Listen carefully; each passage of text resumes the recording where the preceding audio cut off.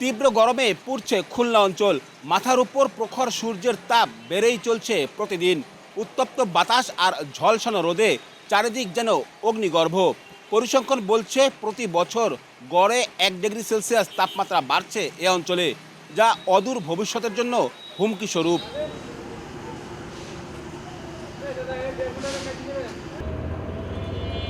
গত 3 দিন ধরে খুলনা ও এর আশেপাশের বিভিন্ন জেলায় বইছে তীব্র দাবদাহ।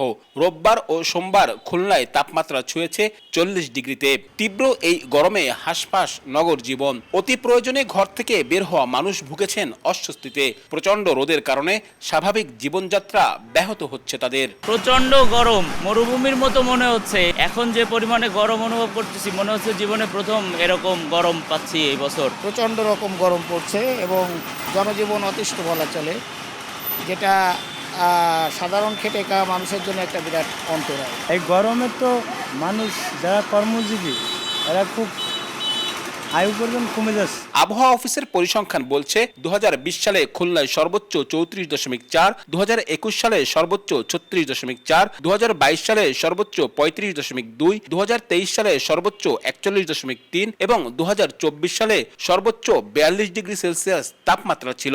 অর্থাৎ প্রতি বছর গড়ে 1 ডিগ্রি সেলসিয়াস তাপমাত্রা বৃদ্ধি পাচ্ছে। শুধু খুলনা নয়, যশোর, চুয়াডাঙ্গা, কুষ্টিয়া, সাতক্ষীরা সহ পুরো খুলনা অঞ্চলে প্রতি বছরের তাপমাত্রার গ্রাফ ঊর্ধ্বমুখী।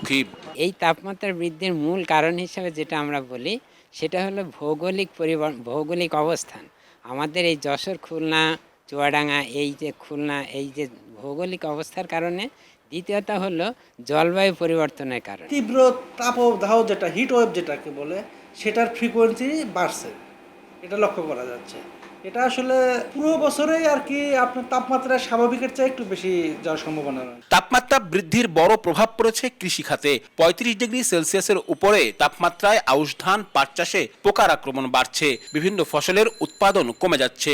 শঙ্কা রয়েছে ভবিষ্যতের ফসল উৎপাদন নিয়েও। এই যে তাপমাত্রা যেটা বাড়ছে, এর প্রভাব কিন্তু ফসলেও পড়ছে, বিশেষ করে কৃষি ফসলে। আপনি দেখবেন যে আমাদের ফসলের যে প্যাটার্ন ছিল, এই প্যাটার্ন কিন্তু চেঞ্জ হয়ে গেছে। প্রতিনিয়ত এরকম প্রচন্ড গরম বা খরা পড়তে থাকে, তো সেক্ষেত্রেও কিন্তু আমাদের জন্য একটা থ্রেট হয়ে দাঁড়াবে। কিন্তু প্রশ্ন হচ্ছে, কেন দিন দিন এত উত্তপ্ত হয়ে উঠছে আবহাওয়া? বিশেষজ্ঞরা বলছেন, জলবায়ু পরিবর্তনের বৈশ্বিক কারণের পাশাপাশি উন্মুক্ত জলাশয় ও বনভূমি কমে যাওয়া, অপরিকল্পিত নগরায়ন ও শিল্পায়ন সহ মনুষ্য সৃষ্ট নানা কারণই এই বৈরী পরিস্থিতির জন্য দায়ী।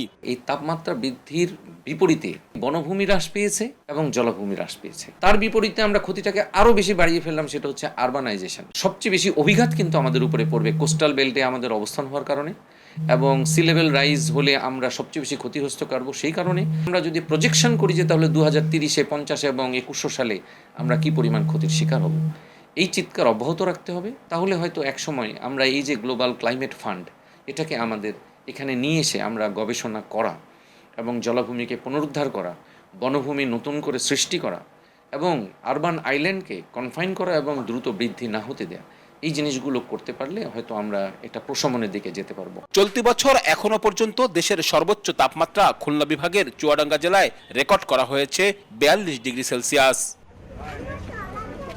আব্দুল্লাহ আল মামুন রুবেল, সময় সংবাদ, খুলনা।